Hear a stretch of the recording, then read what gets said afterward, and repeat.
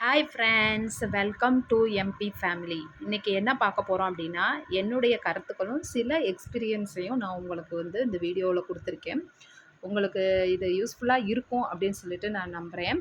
அதை பேசிக்கிட்டே அப்படியே என்னுடைய பால்கனியில் இருக்க அந்த செடிகள்லாம் கொஞ்சம் க்ளீன் பண்ணிடலாம் அப்படின்னு சொல்லிட்டு நான் நினைக்கிறேன். இப்போ என்ன அப்படின்னா, மேரேஜுக்கு முன்னாடி பிள்ளைங்க எல்லாம் ரொம்ப ரொம்ப ரொம்ப ஹாப்பியாக இருக்கும், கேர்ள்ஸ் எல்லாம். அப்புறம் மேரேஜுக்கு அப்புறம் நல்ல ஹஸ்பண்டை கவனிச்சுக்கிறோம், நல்ல குழந்தைகள பார்த்துக்குறோம், நல்லா ஜாலியாக என்ஜாய் பண்ணுறோம்.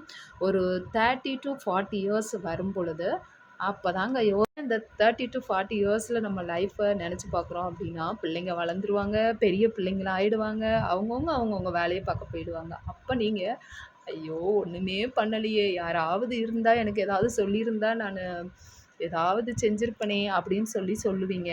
அந்த மாதிரி லேடிஸுகளுக்கு என்னோடய அட்வைஸஸ் இல்லை இல்லை வீட்டில் இருக்கோம் நாங்கள், நல்லா டிகிரி படிச்சிருக்கோம், வீட்டில் தாங்க இருக்கோம் அப்படின்னு சொல்கிறவங்களுக்கும் என்னோடய எக்ஸ்பீரியன்ஸில் நான் சொல்கிறேன். நல்ல ஒரு ஜாப் கிடச்சிச்சின்னா போங்க, இல்லை ஒரு சின்ன தொழிலாவது ஏதாவது பண்ணுங்கள்.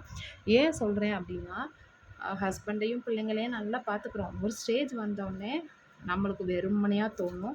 அந்த மாதிரி ஒரு வெறுமனை இருக்கக்கூடாது, ஒரு வெற்றிடம் மாதிரி தோணும். ஏன்னா பிள்ளைங்க காலேஜ் போயிட்டாங்க, எல்லாம் படித்து முடிச்சிட்டாங்க, எல்லோரும் இது பண்ணிட்டாங்க அப்படின்னா ஒரு வெற்றிடம் மாதிரி தோணும். அந்த வெற்றிடத்தை நிரப்புறதுக்கு நீங்கள் ஒரு சிறு தொழில் ஏதாவது பண்ணுங்கள், இல்லை ஜாப்க்கு எங்கேயாவது போங்க.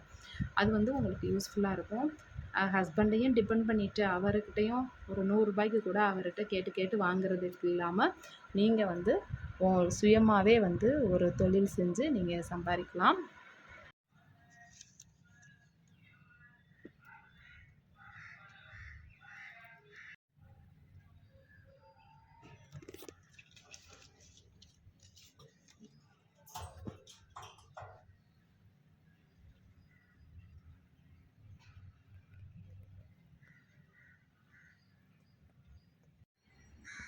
இது லஞ்சுக்கு இதுதாங்க.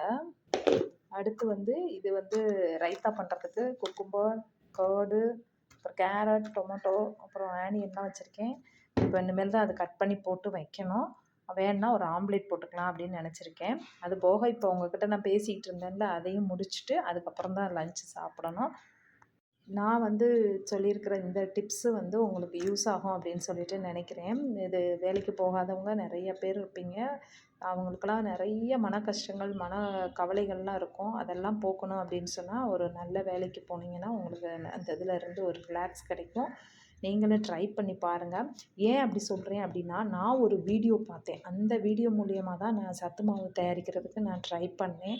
அதனால தான் உங்களுக்கு இந்த வீடியோவை போட்டிருக்கேன். என்ன மாதிரி சிலவங்க இதை யூஸ் பண்ணிக்கிருவீங்க அப்படின்னு சொல்லிட்டு நான் நினைக்கிறேன். தேங்க்யூ. எங்கள் சேனலுக்கு சப்ஸ்கிரைப் பண்ணுங்கள்.